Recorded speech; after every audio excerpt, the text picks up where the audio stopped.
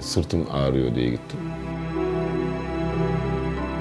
Sigaradan dolayı öksürükleri vardı ama hiç düşünmüyorduk.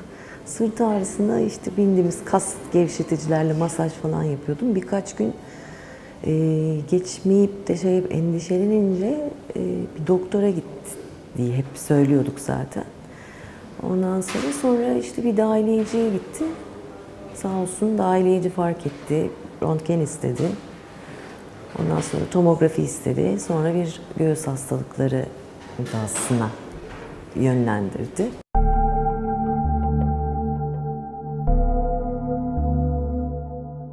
Farkına varmadım zaten. Yani o gelişme safhasını da algılamadığım için bilemiyorum. Yani biraz sinsice yürümüş herhalde. En son ki sırt ağrılarımla doktora gittiğimde öğrendik. Benim ailemde çok kanser hastası var. Babam öyleydi. Anneannem öyleydi falan. Yani bizim ailede çok teyzem öyleydi. Kanserdi. Hep böyle kaybettik yani. Dolayısıyla ben biraz daha hassas ve öyle antenlerim daha açık diyeyim daha doğrusu. En korktuğum şeydi ama. Ne kadar süre kadar kullandınız sigarayı? Takriben 25 yıl üstü. Bir paket falan mı içiyordunuz? Ortalama. Alkol kullanıyor musunuz? Nadiren. Akciğer doktor bey söyledi. İlk gözüktüğüm doktor bey. Bir röntgen filminizi alalım dediler. Ondan sonra ilaçlı tomografi çekildi. Orada zaten daha net gördüler.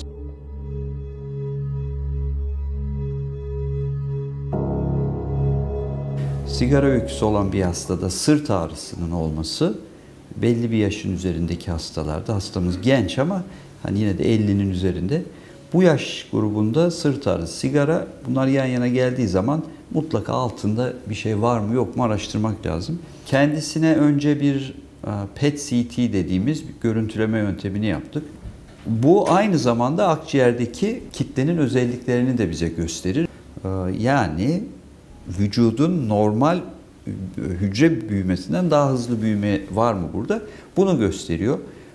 PET'ine baktık. PET'inde vücudun diğer herhangi bir yerinde en ufak bir yayılma yok ama sağ akciğer üstte gördüğümüz kitlenin kanser özelliğinde olduğunu bize gösterdi. Hakkı Bey, şu anda bir lokal anestezi yapacağım size. Biraz canınız yanabilir. Endişe etmeyin, uyuşturmak için yapıyoruz bunu. Çok ufak bir ağrı hissediyoruz. Evet, bu kadar. Yine aynı gün hastaya iğne biyopsisi yaptık bu bulgularla.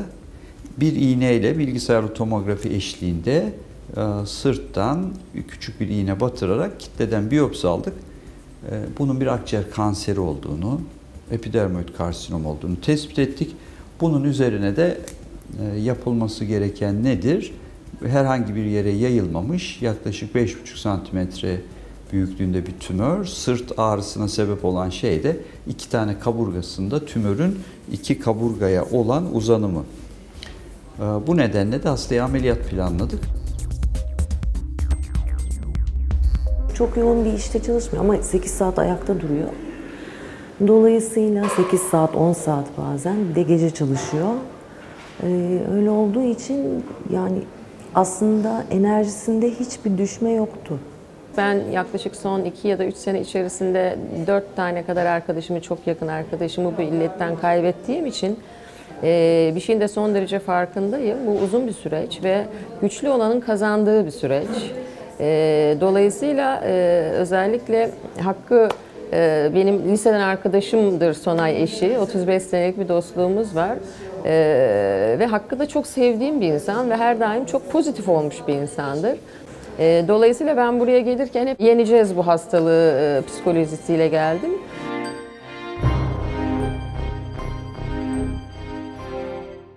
Görelim hastalığı, bakalım dosyamıza. Günaydın. Evet. WhatsApp'a başlayacağız. Açığa dönebiliriz de bilsinler. Evet, bir görelim hastayı.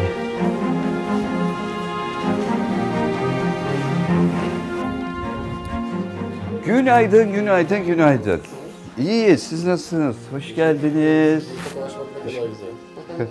Ne var ne yok? Ağrı durumları nasıl? Kaç tane ağrı kesici yapıyorsunuz? Ben çok fazla almadım aslında. Yani 3 tane falan içtim. Yani oradaki kitle kaburgayı iyice girmiş mi girmemiş mi anlamak için. Çok ağrınız yoksa bir ihtimal girmemiş de olabilir. Bu şekilde... Ağrı ama şöyle, şu anda da var mesela. Genelde şey gibi geliyor, yanmayla. Tabii. Evet. Bir, sinire dokunuyor orada kitle. Çili biber sürüyormuş içeride. Öyle bir yanmayla beraber. Kitle sinire dokunuyor ama. Ön tarafa vuruyor bazen genelde hep arka tarafta oluyor da bazen önde oluyor. İyi uyudun mu? Aşağıda görüşürüz. Görüşmek üzere. Hadi bakalım. Size de geçmiş olsun, haber vereceğiz tekrar. Hoşça kalın, geçmiş olsun.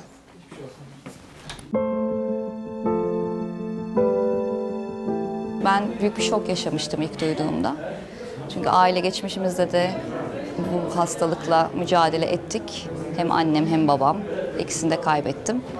Dolayısıyla o yaşadığım şoku dayımı gördüğüm zaman, çünkü şehir dışındaydım ve bunu öğrendiğimde çok üzülmüştüm. Eşim bana gel gör, bak çok rahatlayacaksın Hakkı abinin esprilerini gördüğünde dedi ve gerçekten öyle oldu. Geldiğimde dayımı yine her zamanki haliyle buldum.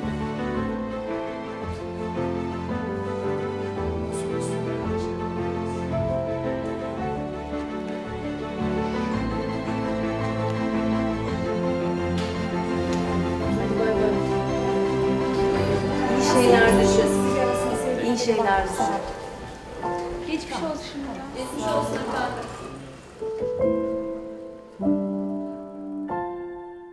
Burada kitleyi görüyorsunuz. Şöyle. Bunun çapı 6 santimetre.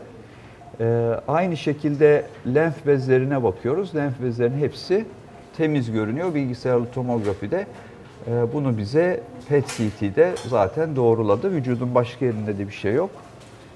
Dolayısıyla ameliyat sonrası hastanın sağlığına kavuşacağını düşünüyoruz.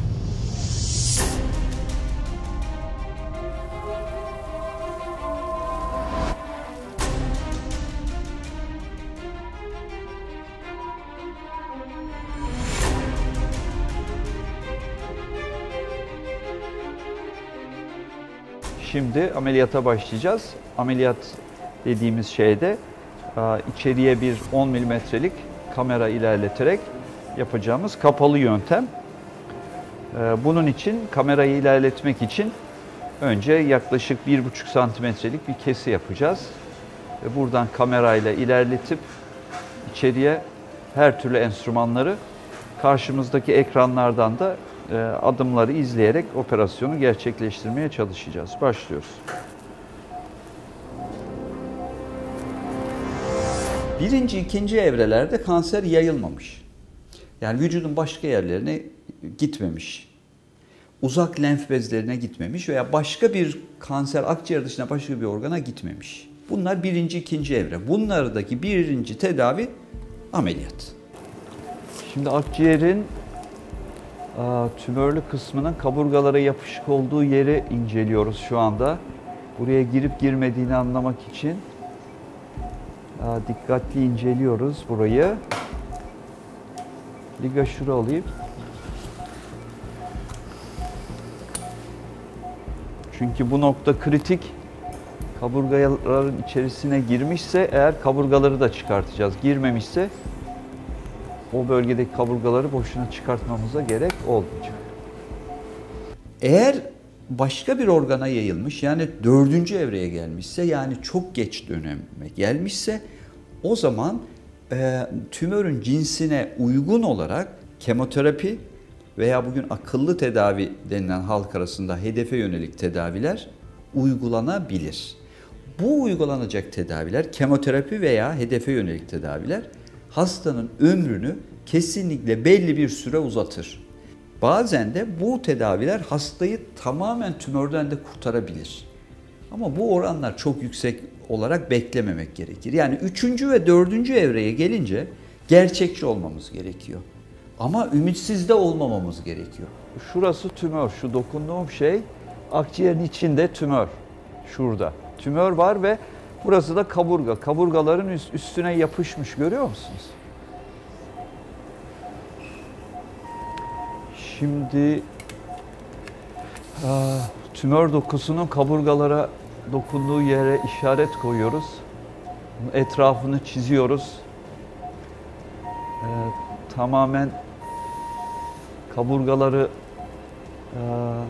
içine aldığı bölgeyi de dışarı çıkarmaya çalışacağız. Yoksa eğer tam olarak bu bölgeyi çıkartmazsak hastalık burada nükseder. Bunu önlemek için mutlaka o bölgeyi çıkartmamız lazım. Orada içeride asla tümörlü doku bırakmamalıyız. Patolojiyi, eğer bu tümörün kaburgaya girmiş olduğunu söylerse akciğerin o bölümünü çıkardığımız gibi kaburgaların da o bölümünü çıkartacağız. Eğer burada bir şey yok, kaburgaya girmemiş derse hasta için iyi bir şey. Kaburganın o bölümünü çıkartmamış olacağız. Aspiratör.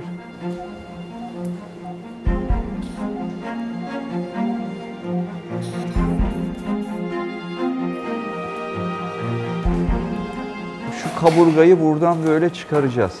Endomakası alayım ve kaburganın o bölümüne işaret koyup o bölgeyi de çıkaracağız. Üçüncü ve dördüncü evrede yapılacak şeyler kemoterapi ve hedefe yönelik tedavilerdir. Radyoterapi ne zaman gerekli olur? Eğer dördüncü evrede hastada metastaz dediğimiz yayılmalar, örneğin bir kemiğe yayılmış, omurgaya yayılmışsa buralarda hem ciddi ağrılara sebep olur hem de kırıklara sebep olur yayılmalar. Radyoterapi o zaman bu bölgelerdeki yayılmaları durdurmak için ve orada kırılmaları, ağrıları önlemek için kullanılır. Ayrıca üçüncü evrede de kalp yanındaki lenf bezlerini eritmek için kullanılır.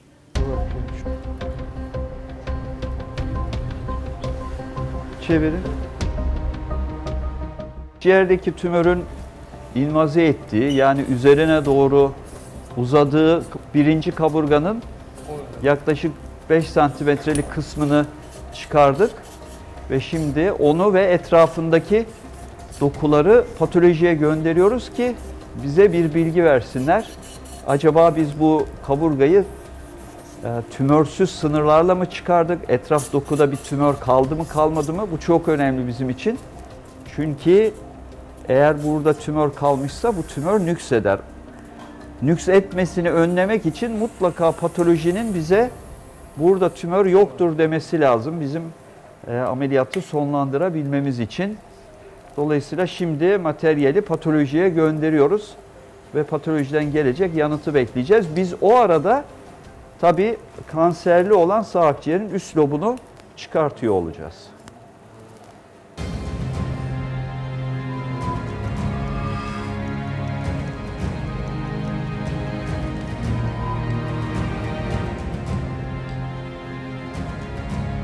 Kolay gelsin Semih abi. Şimdi bu gönderdiğiniz cerrahi sınır örneğinde tümör var. Evet, cerrahi sınır pozitif. Tümör var. Yani burada bir küçük hücreli dışı karsinom var ve bağ doku infiltrasyonu var. Evet, şimdi patoloji bizi aradı ve bilgiyi verdi. Dedi ki almış olduğunuz etraftaki dokuda da tümör devam ediyor. Bu bizim için çok değerli bir bilgi. Dolayısıyla biz tekrar o kaburganın o bölgesini tekrar belki bir tane daha kaburga çıkartarak alacağız. Ta ki patoloji bize evet tamam artık burada tümör yok diyene kadar. Şimdi ise akciğerdeki kanserli lobu çıkartıyoruz. Bunun için önce bu lobun toplar damarını, sonra atar damarını, sonra da bronşunu, hava yolunu özel aletlerle, kapalı yöntemle çıkartacağız.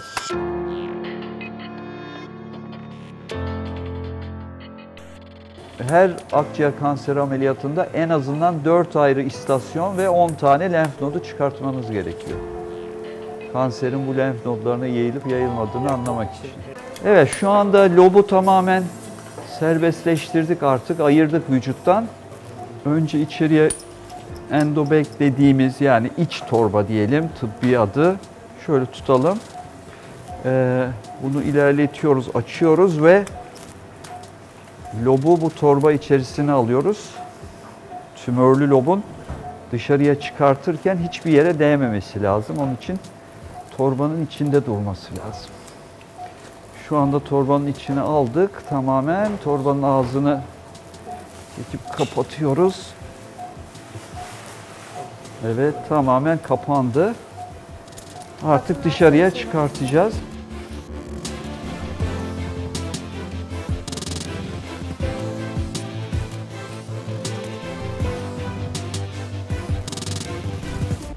İlk iş olarak patolojiye yeni materyal göndereceğiz.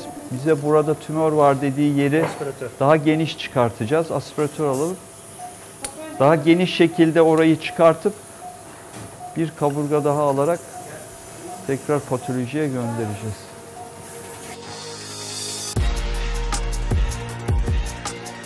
Evet. Şimdi lobu çıkardık. İkinci ve üçüncü kaburgaları çıkardık. İkinci kaburgayı çıkardığımız zaman etrafında tümör hücresi olduğunu söyledi patoloji. Dolayısıyla üçüncü kaburgayı da çıkardık. Şimdi üçüncü kaburgayı patolojiye götürüp burada bir ilave bir şey kalıp kalmadığını göreceğiz. Acıbadem grubunun sunduğu program devam edecek.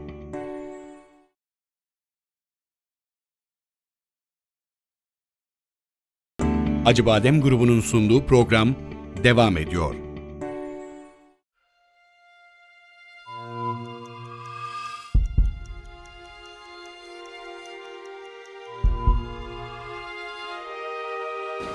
Şimdi burada tümör hücresini görüyoruz. Bu cerrahi sınırda tümör infiltrasyonu var.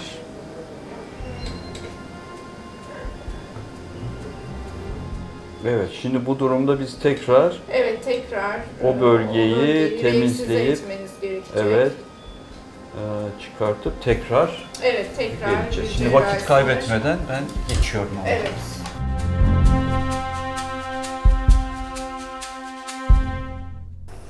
İkinci ve üçüncü kaburgaların omurgaya yakın kısımlarını biraz daha çıkarttık ve etraftaki dokudan yine örnekler alıp aspiratör tekrar patolojiye göndereceğiz. Dediğim gibi bize tümör yok burada görmüyoruz dedikleri zamana kadar da devam ediyor olacağız. Sınırları gönderiyoruz birlikte. Gönderin. Lenf nodlarını da çıkartıp ben de patolojiye gelip yine birlikte patolojide inceleme yapacağız cerrahi sınır konusunda. Görüntümüz iyi görünüyor. Umarım patolojide bizimle aynı fikirde olur. Üçüncü defa çünkü burayı temizliyoruz. Görüntüde kalmış herhangi bir hücre yok. Ben lenf nodlarını alıp patolojiye geleceğim. Klemp olur.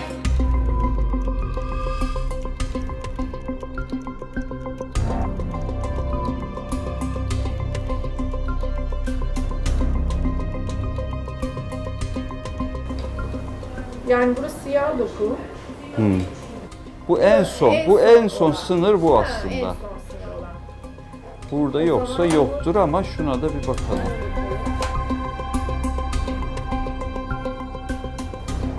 Şurada bir şey yok değil mi? Yok, hayır. Burada da yine kronik inflamasyonu var ama tümör hücresi yok.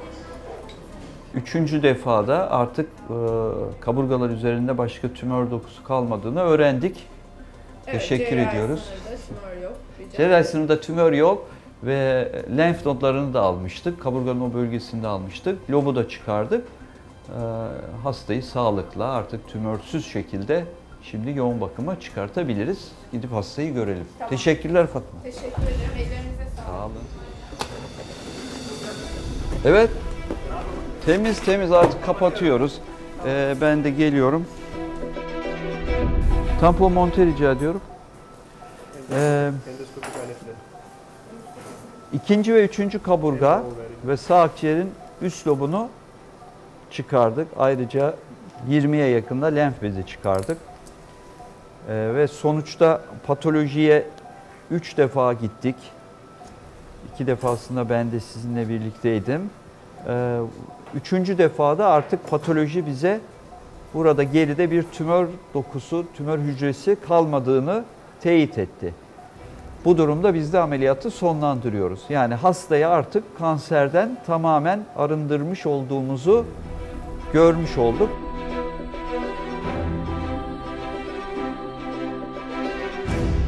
Biraz uzun sürmeye başlayınca ben dışarıda bayağı bir endişelendim. Acaba açık ameliyata mı döndü, ters giden bir şey mi var? O zaman çok endişelendim, çok kötü oldum. İyi göreceksiniz, merak etmeyin, gayet iyi. Ama Semih Hoca'ya çok güveniyoruz ve gerçekten yani inanılmaz bir pozitif enerjisi var. Geçmiş olsun, ziyaretçileriniz var, bak herkes burada. Ameliyatınız oldu, bitti, her şey çok iyi. Her şey yolunda, bu gece burada istirahat ettireceğiz sizi. Eşiniz, çocuğunuz, yeğeniniz size merhaba demek istiyorlar.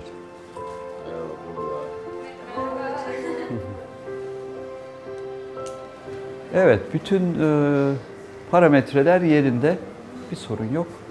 Işıl Hanım yoğun bakım sorumlusu. Bugün takibinizi burada yapacaklar. Yarın da odaya alacağız.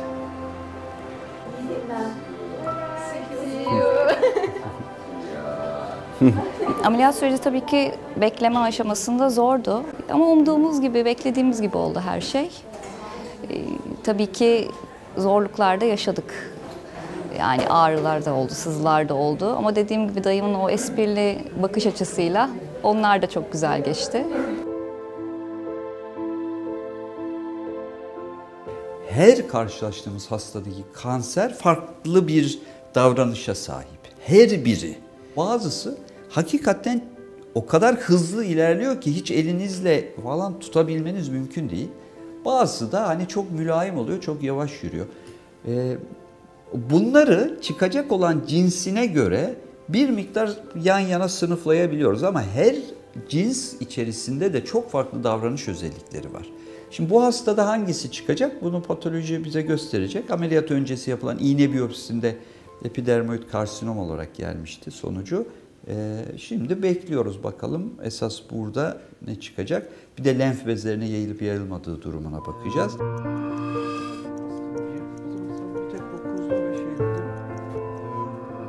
14'te. Tamam. Evet. Hakkı Bey. Merhabalar. Tekrar merhaba. Nasılsınız bugün? Vallahi bomba gibi. Ne güzel. Tamam. Ağrısız durumlar nasıl? Herhangi bir şikayet yok. Daha iyiyiz. Yani rutin yürüyor. O da bir dengeye girecek. Evet. Beraber bir yürüyelim mi? Yürüyelim. Şöyle arkadaşlık yapalım. Tamam. Evet.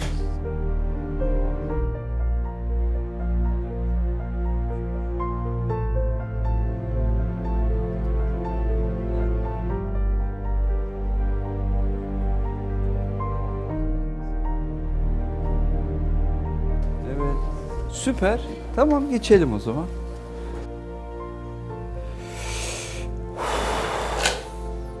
Evet. Güzel. Bunu yukarı vurdurmayalım. Gene de şurada tutmaya çalışalım. Amerika Birleşik Devletleri 350 milyon nüfuslu bir ülke ve 220 bin akciğer kanseri çıkıyor her yıl.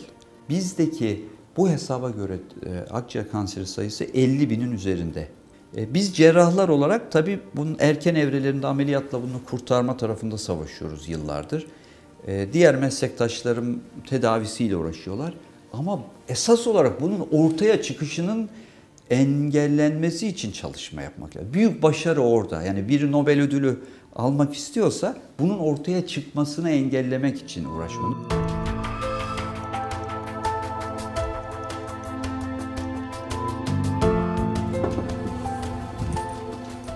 Evet, yeniden merhaba. Merhaba. Hakkı Bey. Bugün daha iyiyiz. Bugün daha iyiyim, evet. Değil mi? Evet. Ağrılar Böyle falan bir da ilkokul çocuğu şenliği var şimdi. Evet. Artık Artık çıkıyorum diye. çok güzel. Artık eve gidiyoruz. Evet. 6. günümüz bugün. Evet, 6. gün. Tamam, her şey yolunda. Evet, Hakkı Bey. Burada şimdi yaklaşık 4 santim bir küçük kesimiz var. Başka bir şey yok.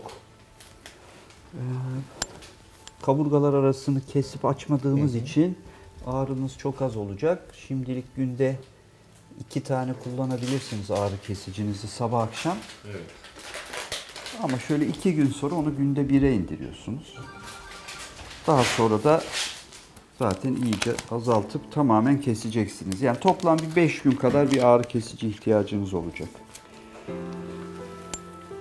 Çok düştüğüm zamanlar oldu. Yani ağlamadım desem yalan olur. Birkaç seferde ağladım. İşte kan ihtiyacı oldu. Kan verildiği dönem.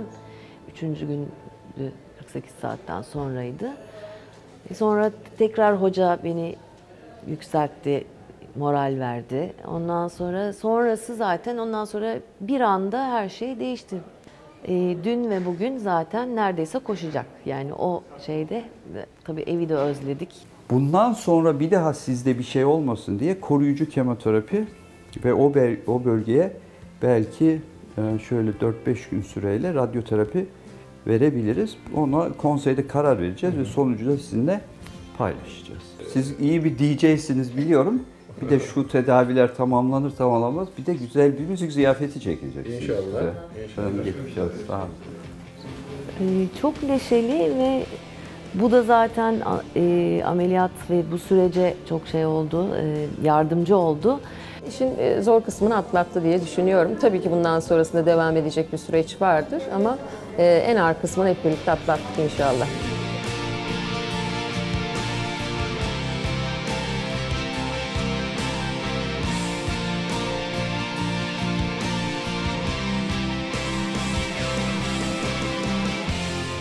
Akciğer kanserinin belirtisi nedir diye sorarsanız elinizde sigara tutuyor olmanız akciğer kanserinin belirtisidir. Bekleyebilirsiniz. İçmeyin. Kanser olmak istemiyorsanız içmeyin. Olduktan sonra üzüleceğimize içmeyin. Eğer içiyorsanız da ve 55 yaşın üzerindeyseniz her yıl bir kere mutlaka düşük dozlu göğüs tomografisi yaptıracaksınız. O zaman ancak kanseriniz erken evrede, yani Hakkı Bey'de olduğu gibi erken evrede yakalanabilir ve ameliyatla tedavi edilerek kurtulma şansına sahip olabilirsiniz. Ama en önemlisi sigarayı bir bırakın.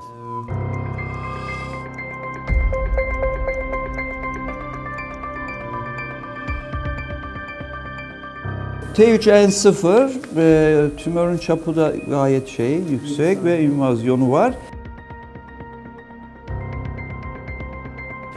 Söyleyebilirim ki Hakkı Bey'de kendilerine de ifade ettim. Tümör çapı 4 santimetrenin üzerinde olunca ameliyat sonrası 4 kür koruyucu kemoterapi vermek gerekiyor. Bu bir. 2. Kaburgaları aldığımız yerde tümörle beraber kaburgaları da aldık. Her ne kadar patoloji burada cerrahi sınırlar temizdir dese de yine de o bölgeye birkaç gün radyoterapi vermeyi, yani ışın tedavisi yapmayı da doğru buluyoruz. Bunu da yapacağız. Bu tedavi yaklaşık olarak 2,5 ay kadar sürecek. Hasta 3 haftada bir gelerek yaptırıyor kemoterapisini. Radyoterapi ise her gün yapılıyor ama burada radyoterapi çok uzun sürmeyecek tabii. Kısa süreli olacak. Hastalığın geri gelmesini engellemek amacıyla bir koruyucu kemoterapi yapacağız. Bu hastalığın tekrarlama riskini azaltıyor. Ama hiçbir zaman bu risk yüzde ortadan kalkmıyor. Özellikle bu riskin en fazla olduğu dönemde ameliyattan sonraki ilk 2 yıl. Bunu biliyoruz. Bu nedenle bu tedavi tamamlandıktan sonra da her 3 ayda bir ilk 2 yıl boyunca takiplerinizi yapıyoruz, muayene yapıyoruz, işte filmlerinizi çekiyoruz, bazen tomografi, bazen PET çekiyoruz. 2 yıl bittikten sonra 6 ayda bire çıkıyoruz takipleri. 5 sene boyunca takiplerinizi sürdürüyorsunuz. Ama hastalığın nüks etme riski açısından en önemli şey tabii sigara ve bütün tütün ürünlerinden uzak durmak. Şimdi bugün ilk tedaviye başlıyoruz. Arkadaşlar damar yolunuzu açacaklar. Ondan sonra da bir serum uygulaması olacak. Arkaya birkaç tane serum vereceğiz. Önce ilaçların yan etkilerini azaltmak için bulantı kesici ilaçlar olacak. Alerjik reaksiyonlara karşı ilaçlar olacak. Ondan sonra da kemoterapileri vereceğiz. Aşağı yukarı 3,5-4 saat civarında sürecek bir tedavi süreci olacak bu. Bugün bol miktarda sıvı almaya gayret edin. Yumuşak gıdalarla beslenmeye gayret edin. İnşallah her şey yolunda gittiği takdirde önümüzdeki hafta bugün tekrar ilacın ek dozunu vereceğiz. Ondan sonra da 14 gün istirahat edeceksiniz.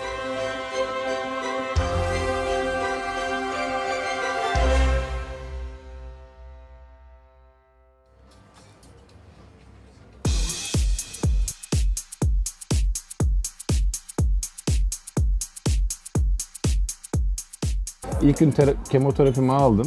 Biraz bitkinlik yarattı. Onun haricinde gayet iyiyim.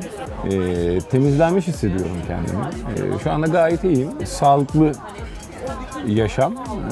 Biraz daha özen göstereceğiz kendimize.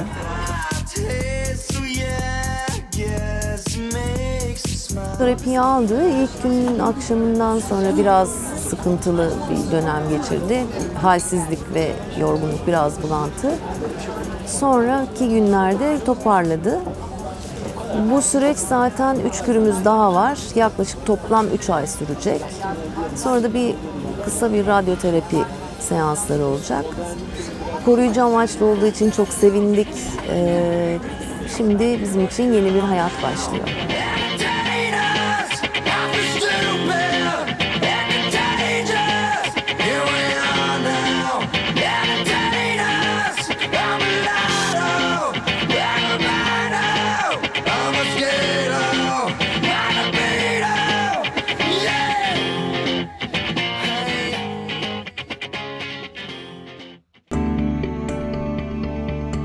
Acıbadem Grubu sundu.